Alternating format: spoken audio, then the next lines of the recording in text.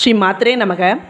அருணகிரிநாதர் முருகப்பெருமானை நோக்கி வேண்டினாராம், ஏறுவதற்கு தகுதியுடைய மயிலாக என்னுடைய மனதை மாற்றித் தருக, அதில் வந்து நீ விளையாடி அருள் புரிவாய் என்று வேண்டினாராம்.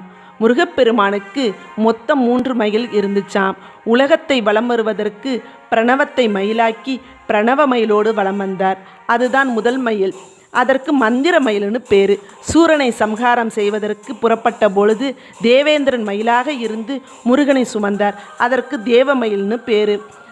அசுரனை சம்ஹாரம் பண்ண பிறகு சூரன் சேவலாகவும் மயிலாகவும் மாறி முருகப்பெருமானை தாங்கி கொண்டார். அந்த மயிலுக்கு அசுர மயில்னு பேரு.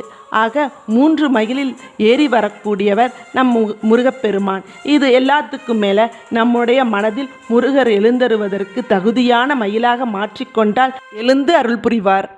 வெற்றிவேல் முருகனுக்கு அரோகரா.